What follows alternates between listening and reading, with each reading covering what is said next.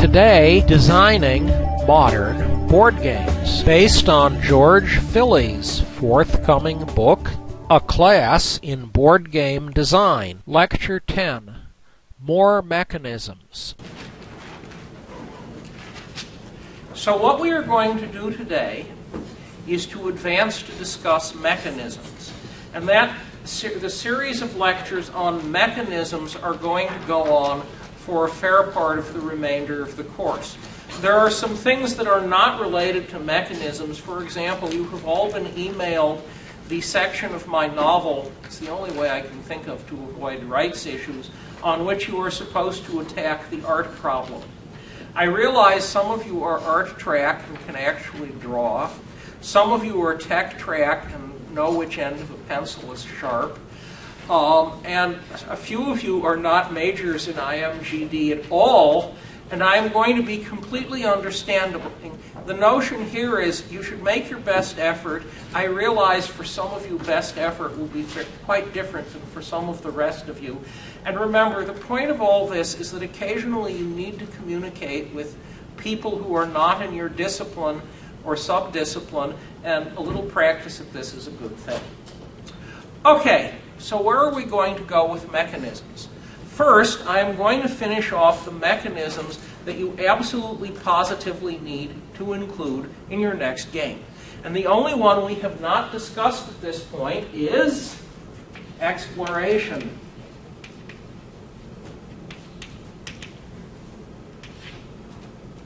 Exploration is an extremely effective lure for getting people involved in a game and interested in a game.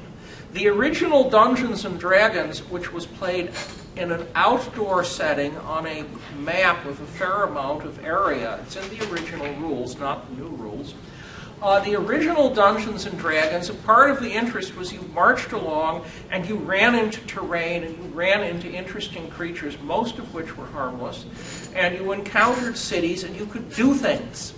And this exploration theme, which goes back much farther than Dungeons & Dragons, was a significant part of the lore. That is, there's something new that's going to happen. There's what Greg Kostikian calls variety of encounter. And so for variety of encounter, well, how do we generate variety of encounters? Well, one possibility is tables. And since there are a lot of encounters, you might have several layers of encounter. You encounter this, you encounter that, you march through encountering one thing after the next. And of course, the tables can be based on die rolls. A modern theme in board wargame design is what is called event or card-driven, where your strategy is partly under the control of other people, and so you have cards. And the cards allow you to do things like invade foreign countries, or discover your armies don't work, or find that the world chocolate shortage is imperiling your nation, all these interesting items that could potentially arise. So you have tables or you have cards, you have something that generates random features, and if the designer has been clever, the random features are interesting. An alternative choice if you're exploring a large area is map tiles. In a certain sense, you've seen this with Carcassonne, in which you have map tiles. And the notion in Carcassonne was you placed the map tiles in order to advance.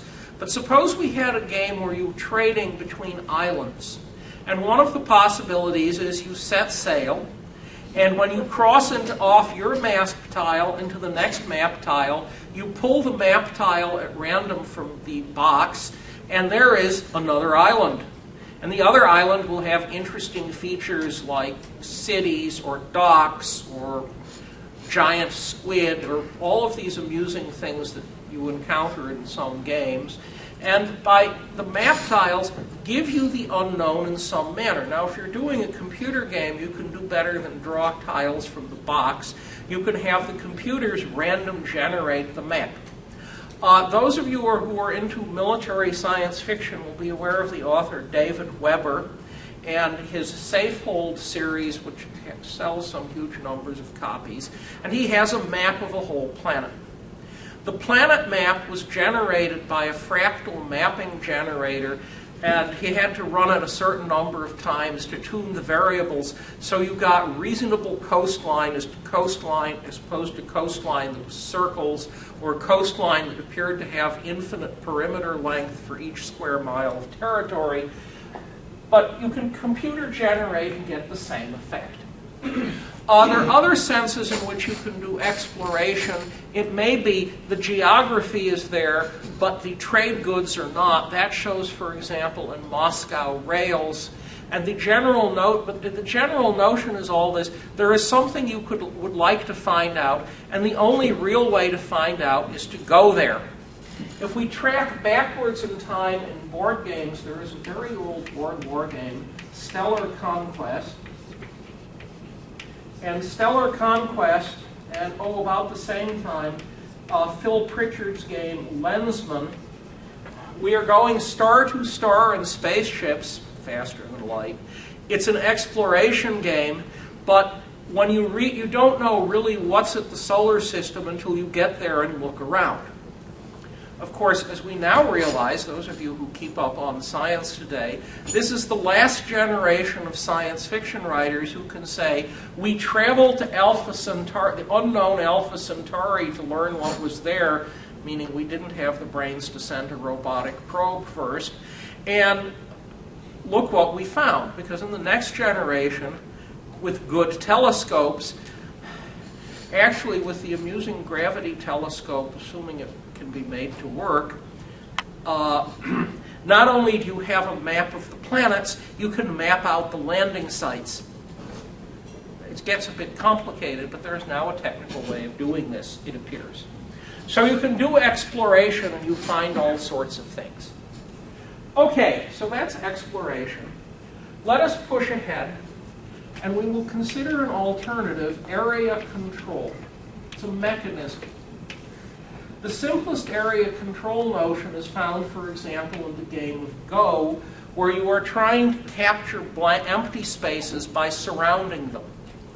Now, people will say, well, the Go rules are actually very simple. There are actually about 4 of them. This is a slight overstatement. If you find the, Japanese Go Federation rules, they are extremely thick, like several volumes, because there are rules for dealing with how you resolve potentially contested areas at the end of the game that go on forever.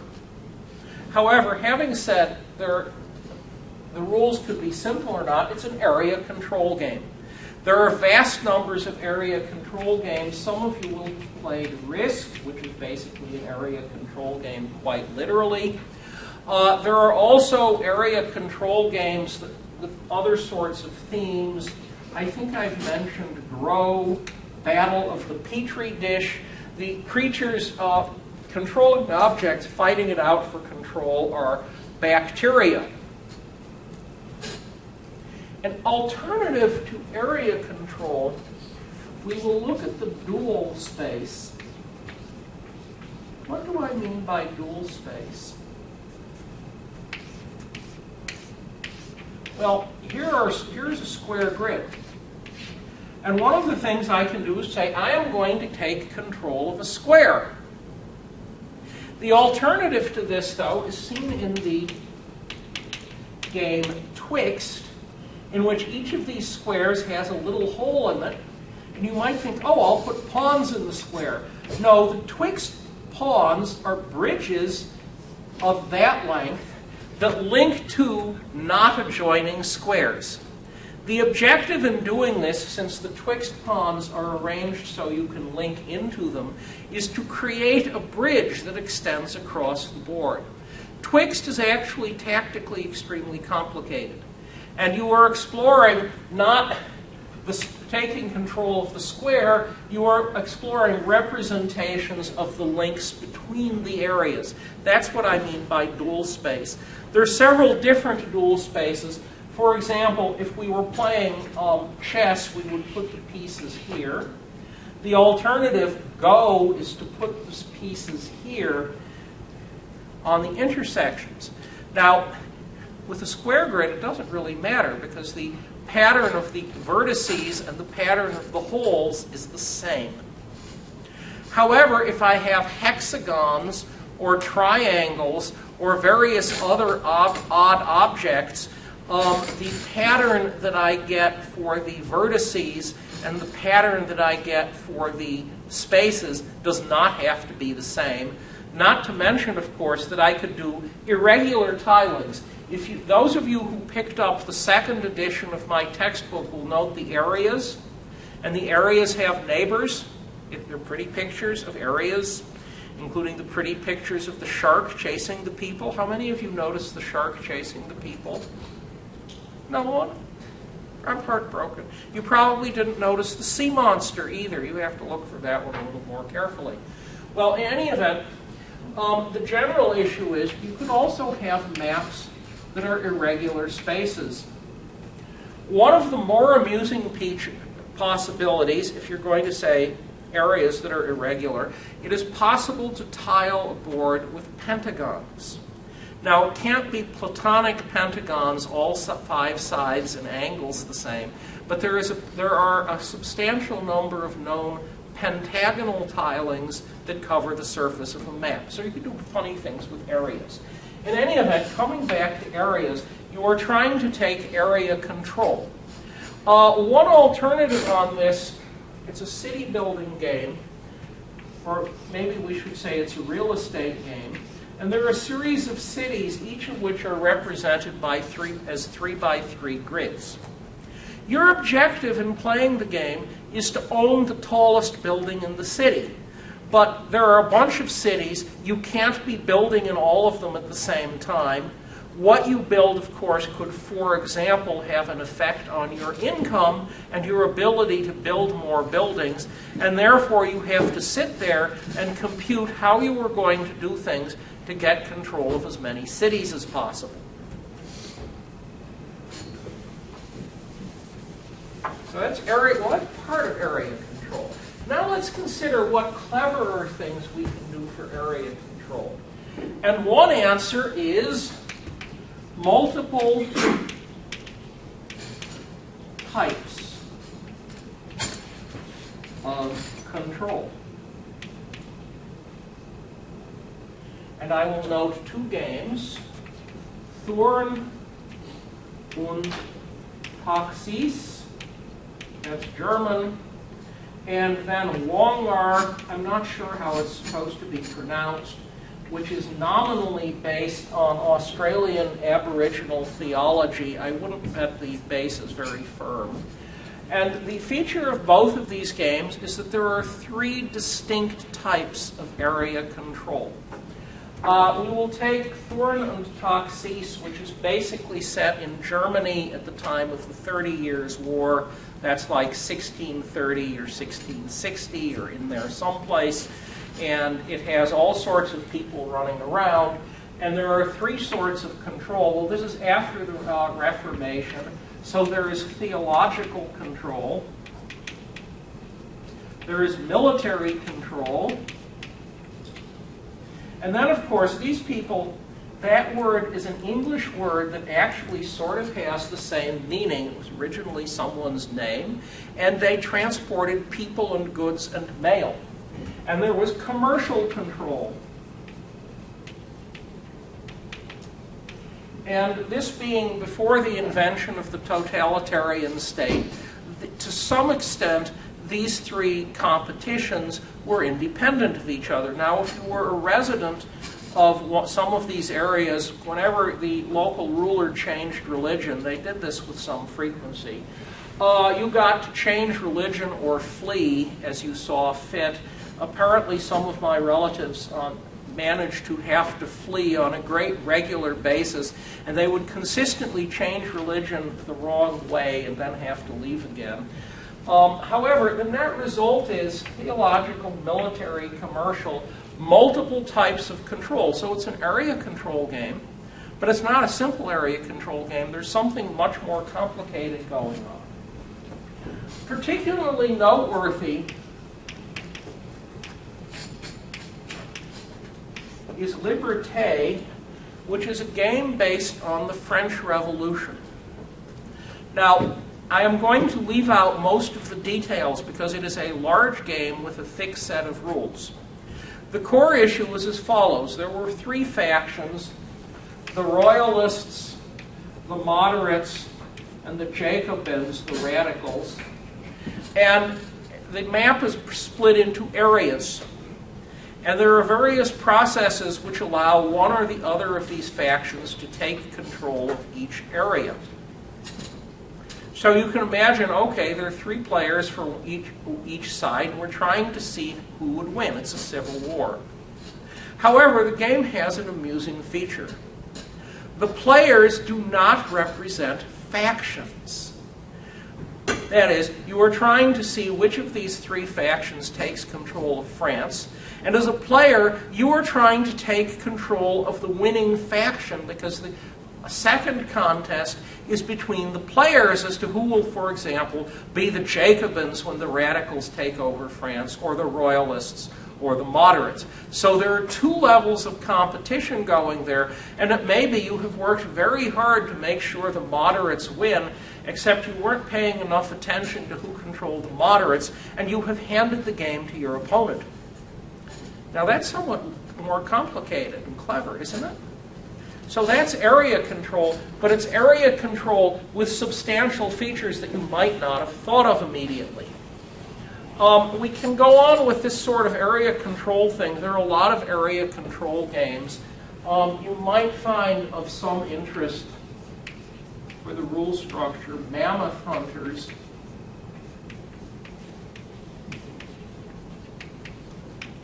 Or you might find of some interest, it's not exactly an area control game, Evo.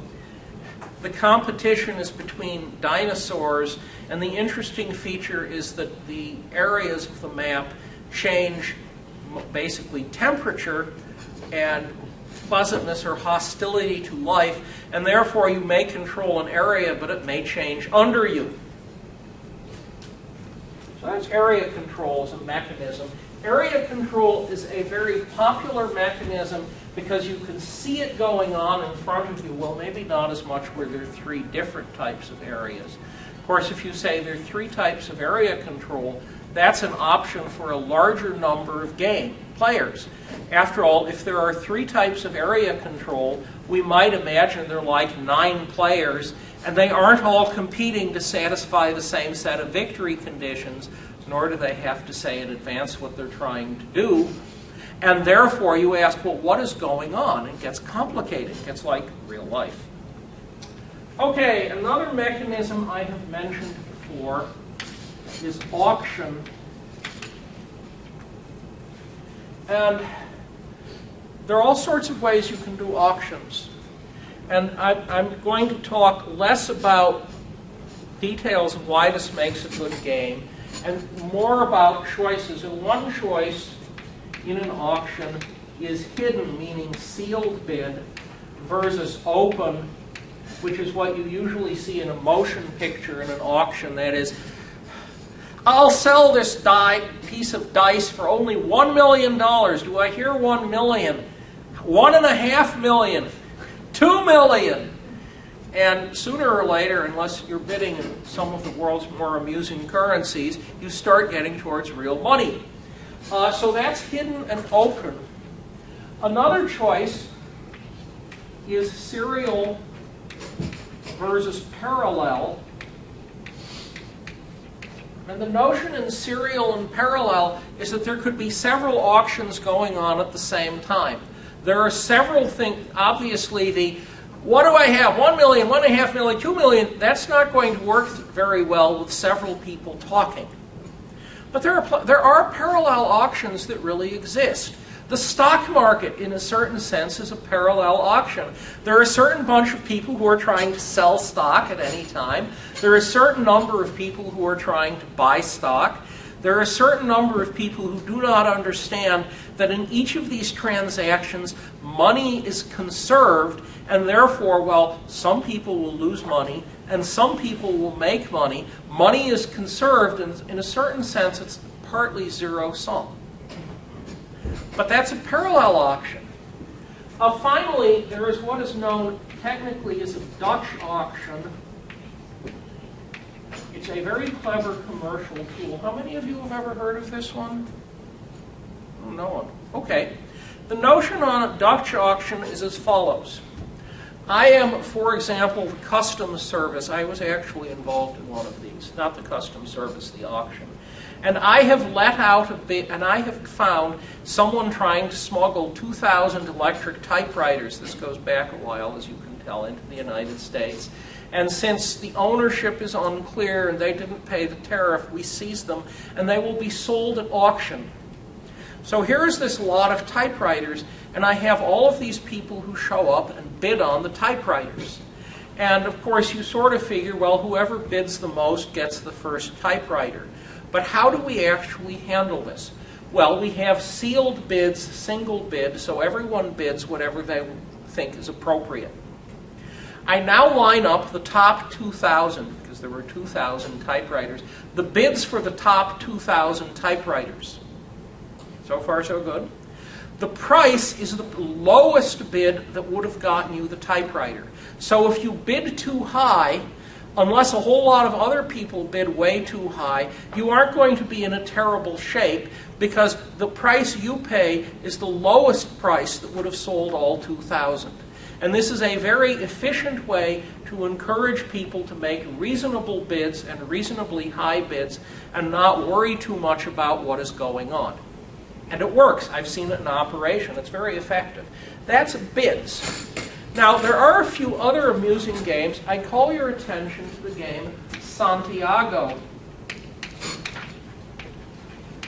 And if any of you had picked this up and you inserted it into Puerto Rico after enhancing the currency supply, that's not really inflating. You weren't destroying its value. You just needed more money. It's like any economy. If there's not enough money, it collapses.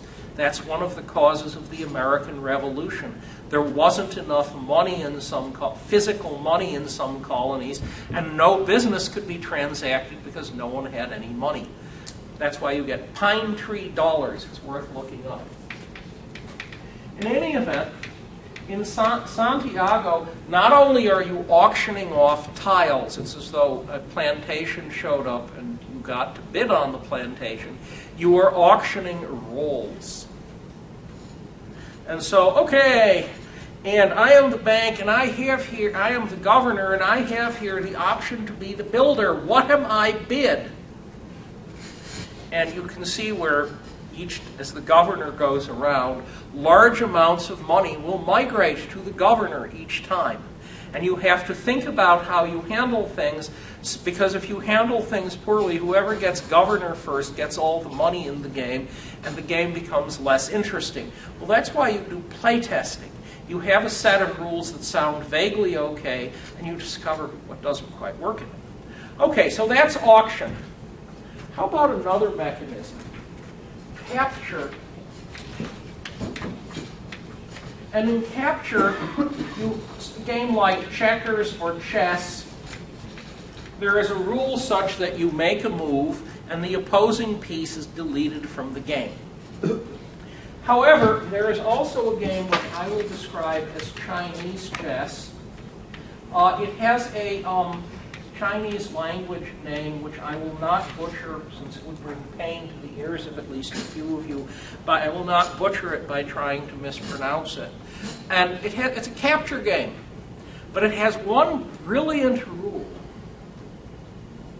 If you capture a piece, you can use it. It descends like a paratroop into your rear area as one of your pieces under some conditions.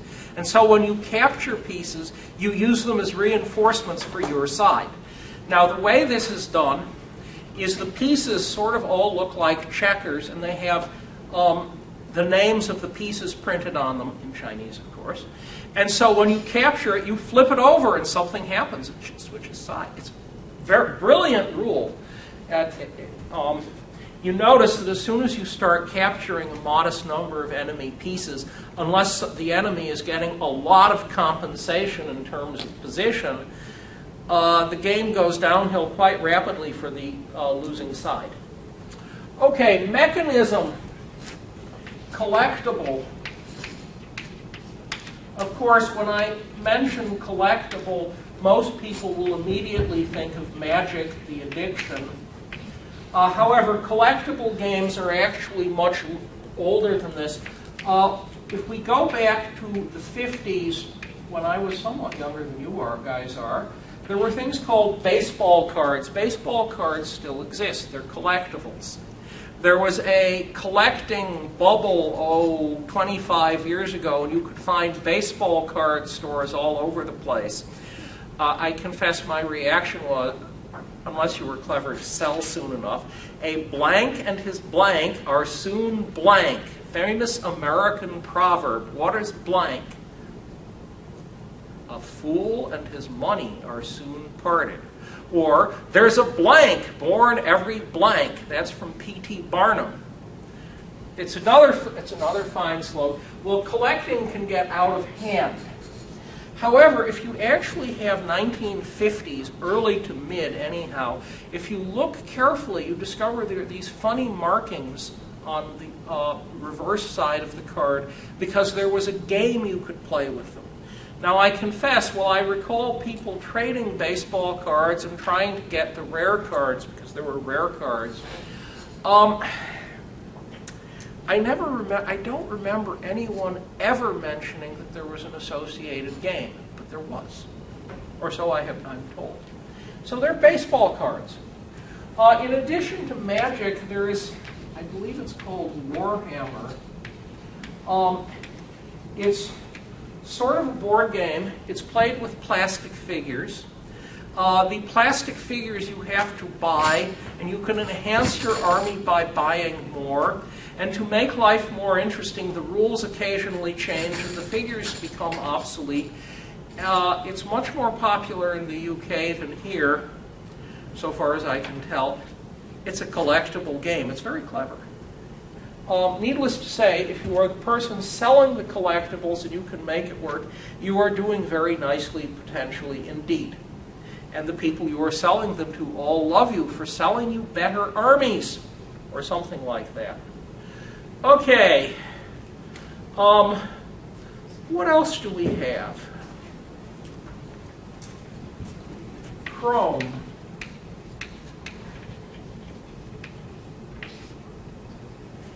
Chrome adds color, it adds fanciness, but it may not change things. Let us consider it's a role-playing game.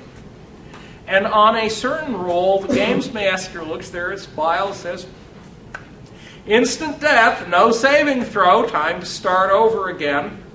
And the players say, instant death, is that what we're supposed to do, the games master? But if we want to make it more interesting, I don't say instant death. I say I have this table, of 37 instant deaths. And so I roll my D37 and I find you have encountered a horde of giant shrews. Shrew. It's a cute furry animal, but they're quite hungry.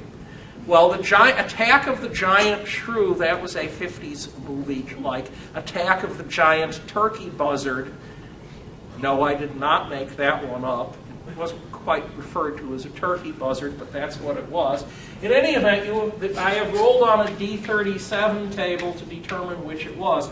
On the other hand, I could announce, we're going to have to roll. Let's see. Hungry. That's one of our tables. 200 foot, another table. Burmese python. Yes, its armor is indestructible against all of your weapons. You're dead. And you notice I have added much more, 3 tables, very different results. But it's still instant death, no saving throw. The difference between instant death and the 3 tables, a 200-foot hungry Burmese python, is chrome. Chrome is an important mechanism. Chrome is, well, suppose you took Puerto Rico and you labeled the different plantations A, B, C, D, E, and you labeled the different factories, refines A, refines B, refines C, refines D, and you labeled the buildings without mentioning what they were, you get the general idea. We take all there are no ships. There is a point production device, that's a ship.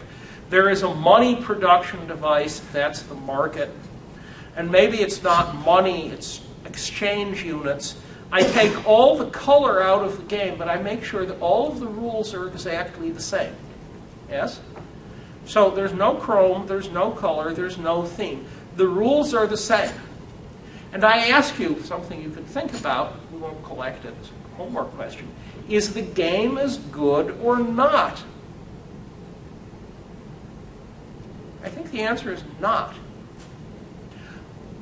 If you work through design elements, you will find at least one game of which my co-author, Tom Vasel, said, we played this game. We played the game with a bunch of people who've played hundreds of Eurogames extensively, so everyone had heard of each of the mechanisms, more or less. But when we tried to play it, it was clumsy, we couldn't remember what was going on, we were confused as to what mechanism would help us when, and the reason for this was that, yes, there was nominal theming, which was actually profound theming, but the theming had nothing to do with the mechanisms.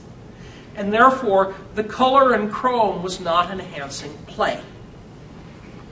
Okay, we have advanced as far in mechanisms, and tomorrow we will discuss coarse and fine graining. And on one end of coarse graining, it is War of the Galaxies with two areas, one representing each galaxy and one pawn representing the armed forces of each galaxy. And at the other end, it is Snit's Revenge, played inside a Bolotomus with the invaders fighting the immune system of the Snit, organ by organ. Tom Wham was a brilliant game designer, very creative. However, mentioning brilliance, it is brilliant out there. We are out of time. Class is dismissed.